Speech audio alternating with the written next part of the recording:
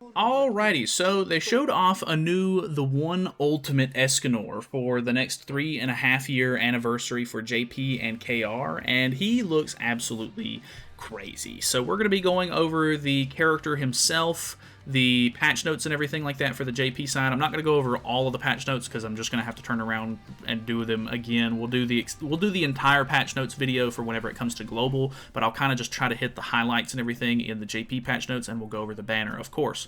So the new Escanor looks absolutely insane. He deals a lot of damage, and he has a very interesting mechanic with his ultimate that can basically make him unkillable for the turn that he would have died on. Or not, I don't want to say unkillable necessarily, but he basically, well, let's just go over the actual character himself. We have some skill translations from Kane over in Regent's Discord, so shout out to him.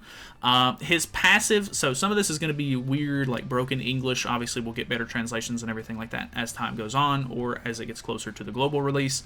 But let's go over the thing just as it's written here. So, passive.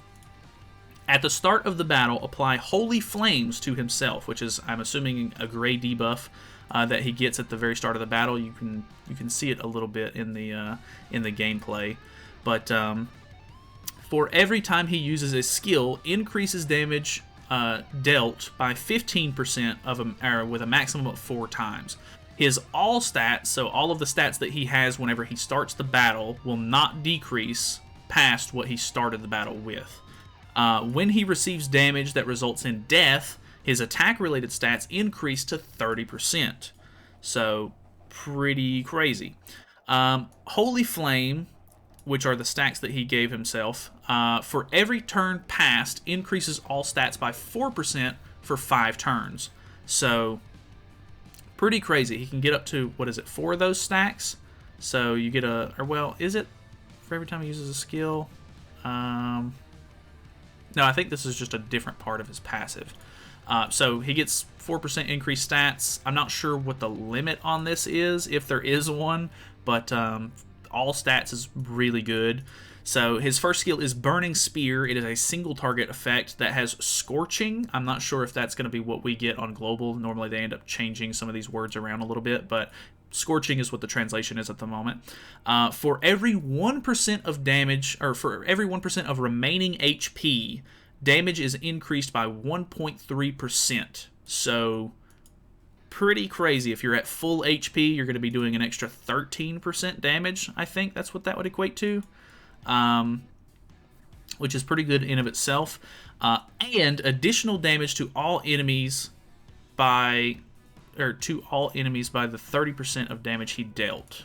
So I didn't realize that it was to all enemies, but this move basically hits twice.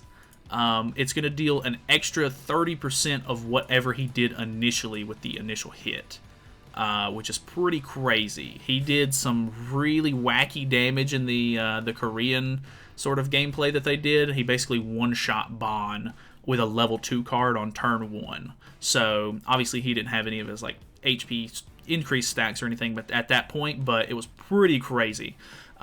His second skill is Crazy Prominence, which is an AoE coercion effect. I don't think coercion is quite the right word, because if I'm not mistaken, I think coerce or coercion is what Galland has on his move on global, or on his passive.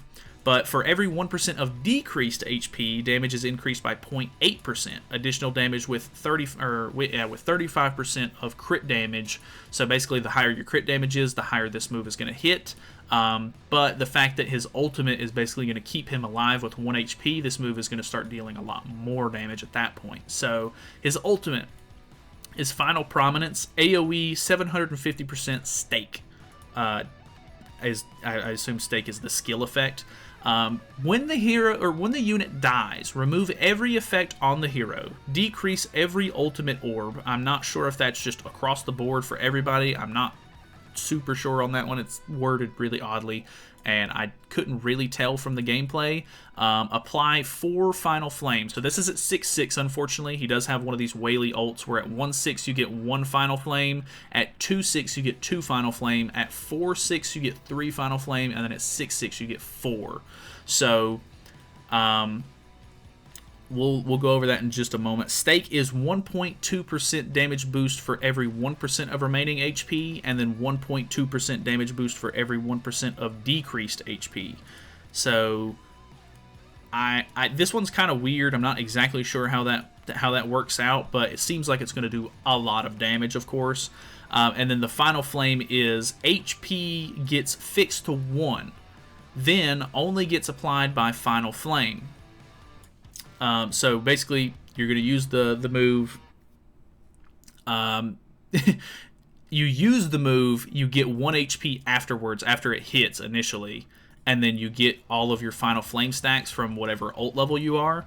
For every enemy attack taken or skill used by the unit himself, 1 final flame gets removed. When every final flame gets removed, the unit dies. So, the way that it works is you get stuck with 1 HP, you get, at 6/6, you get 4 final flame stacks. Every time the enemy hits you, you'll lose a stack. Or, if Escanor himself attacks, he loses a stack. So, basically at 6/6, even if all 3 attacks that the enemy would throw at you hit you, you're still going to have 1 stack left, which means that you are literally invincible for an extra turn. Or you can use your own attacks to burn your stacks off. And then once you use up your final stack, you're dead. So, very, very, very, very interesting how this whole unit works. Obviously, in gameplay-wise, he was pretty nuts. Like, he was dealing tons and tons of damage. I think the KR stream showcased his damage a little bit better, but the JP stream, I think, just here in a second, they do, like, double AoE cards and, like, absolutely wipe out the... Oh, no. Well, it ended, so I'm not going to be able to... Oh, well. Either way. So, the character's crazy. Pretty nuts. If we go over to the banner itself, it's obviously a normal kind of banner. We do have a new Griamore as well, which is kind of odd. But the banner itself is ridiculous. We have, I think somebody said 26 characters in this thing, which is mind-boggling. It's a 4% SSR rate, of course, but there is so much filler in this thing, it is ridiculous. So you do have some really good units in here. You have the new Escanor, who is a light unit, by the way, which is really, really cool. You have Trader Melly, you have Light Liz, which is great. You have Old School Escanor, which is understandable because it's an Escanor banner. You have Chad King, and you have Queen Deanne. That is your festival lineup, on top of a ton of filler stuff. So you have the 2 new Archangels, which is fair, like fine, that's understandable. The new Chandler, which is the first time he's returning, which is okay, I guess. You have Magelda and Jormungandr. You have a bunch of Ragnarok units. You do have all 3 of the Demonic Beast Battle characters here, which is kind of nice. Death Pierce is randomly in here for whatever reason. Old School Chandler's in here for whatever reason. You have the Old School Escanors, which I don't like that they're on here, but it's an Escanor banner. Understandable. You have Ominous Nebula Zeldris, who is considered to be a seasonal character, so it's weird that he's on here, but cool, I guess, if you end up pulling a copy of him. And then you have a couple of just tacked-on Catastrophe units. Not really sure why they decided to absolutely throw so many SSR units in here. They could literally cut out all of these random, Ragnarok characters that aren't Demonic Beast units, and it would be fine.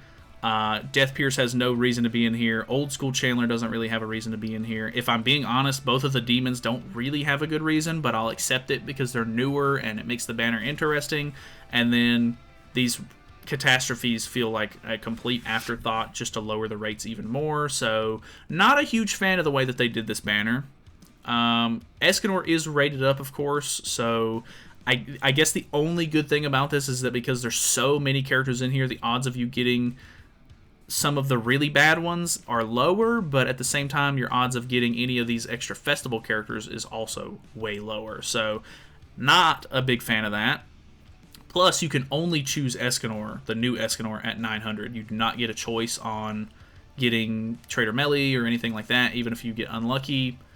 Very unfortunate, but that's just the way it is, I guess. So, not really a big fan of the banner, if I've got to be honest. We do have a new Griamore as well. I don't have his skill translations at the moment, but he doesn't have a taunt, which is unfortunate because he would have been really good for Naofumi. Apparently his ultimate taunts, though, which could be interesting. I don't know if it's considered to be a stance, but it would have been really nice if he was going to be a stance unit. I know that he has some like defense stuff going on, though, so it could be interesting. His passive has to be on the field, and yeah, he has a buff card as well. I don't know. He could be good for Nalfami regardless, but the fact that he doesn't have a stance is a little bit unfortunate. We're getting a new story chapter, which is great. Obviously, Escanor's getting some new outfits because he's brand new. The Festival Coin Shop is coming back with some decent coin shop units. There is a new card set. Not sure what this does. I haven't seen a translation for this yet. We're getting OG Demon food, which is really, really nice. So you'll be able to double your rewards on OG Demon, of course. Escanor is a login character, which is funny. New bundles and everything, which is great. I'm not exactly sure what this is exactly. I'll have to wait and see that in game. But there's some new quality of life changes that are pretty good. Nothing like insane crazy, except for number 9, which is added gacha effect. Flame of Life Ultimate Escanor will be added to the gacha production. So I'm pretty sure what this is saying is that there's going to be a new Escanor Ultimate animation, or not Ultimate animation, summon animation, which would be insane. I'm assuming it's only going to be if you pull the new character, but could be wrong. I don't know what the exact requirements to get this animation are yet, but hopefully we'll get it during our summons because it looks like it could be absolutely fantastic. There is this jumping box event, which is actually really, really cool. Basically, the idea behind it is you get these little hawk tickets through a login event right here. You're going to get them through here, and a bunch of various other ways to get the tickets through like special missions and such. But you get a bunch of free characters on top of a bunch of free stuff in general. So you get a free copy of both Hawks, Red Escanor, Red Gother, Red Sariel, Green Brunhild, which is really nice, so that she's free. Green Ragnarok Merlins, whatever. You do get a free copy of the new Griamore as well, and you get a UR Festival ticket right here, and you can see you get to choose one of the old school festival units, whether it be Lost Vein, Goddess Liz, Old School Winged King, the one at Escanor, Lolly Merlin, or Purgatory Bond, which is a pretty good lineup. I mean, obviously some of these are old and outdated, but, Purgatory Bond's still pretty useful. The one at Escanor is pretty good. Lolly Merlin's good for her respective stuff, and these older units don't come back as often, so if you don't have them or you're missing them, could be good. So there is a 200 gem 1 month long login event, so that is pretty great. We've already talked about the ticket event one. There are new special missions. You get a free multis worth and a level 90 token, which is really, really great. They're doing the blessings event again, so you'll be able to boost different things like that. There's a new weird, I was calling it the Clash of Clans event on stream, but you basically have little buildings that sort of produce materials over time, and you can upgrade them, and you sort of explore around and get various rewards on this little tile based board, which looks kind of fun. I don't know, I always kind of like events like this, but we'll see how tedious and annoying it is, I guess. But it looks kind of cool. I like the way that they've sort of laid it out. You do get a pretty decent amount of materials from it and everything, so pretty cool rewards, couple of card packs and everything for the new one. There is a new Grasshopper Purgatory boss battle that they're doing, so you can fight this thing only 3 times a day, which is kind of odd, but they showed off a little bit of the gameplay of them fighting it on the JP stream, and it looked pretty cool. It didn't look too bad. Obviously, it's a new boss, so I gotta give them props for that. It's not just some recycled boss that they've already done 1,000 times, which is great. Some of the rewards and everything are pretty good. The exchange shop itself looks pretty nice. I think this is a set of gauntlets for the new Escanor, so already getting his 5th weapon, which is really, really nice. Fort Solgris Dungeons coming back, of course. Festival exchange shop, so you can exchange gold coins for some demon materials, which is cool. The King exchange event is coming back. They are doing simultaneous clear for Belmoth and OG Demon again, which is good. Equipment engraving support event, double skip tickets. They are doing a new Hawk Pass as well that is going to have a new outfit for Infinity Merlin, and they're bringing back a lot of the chef's outfits from the old stuff. So that's cool if you're missing any of those. A couple of other new things, regular sort of Hawk Pass rewards, new battle event, and also down here at the very bottom it's telling you that the Holy Relic materials for the collab, the Shield Hero collab stuff, are going to be expiring. They're getting rid of those out of your inventory if you haven't used them by now, so make sure you do that. But yeah, honestly, bunch of new events, bunch of cool new stuff, 2 new characters. I mean, obviously, Griamore is kind of like an afterthought, but still cool that we're getting one. And obviously, Escanor is insanely hype. So that's pretty much it. I'm gonna leave it there. Hopefully, you guys have seen some of the stuff by now. I don't know if I'm gonna be willing to show like actual like too much gameplay because obviously the stream is over at this point, but. I don't know. It was pretty cool, like seeing the gameplay and everything. Obviously, he's looking pretty whack, looking pretty crazy. So we'll see how that goes, I guess, and see him in game. So I'll do live summons and everything, of course, when he hits global. But that is it for now. So thank you guys so much for watching. Hopefully, you guys enjoyed the video. Feel free to subscribe if you have not already, and I'll see you in the next one.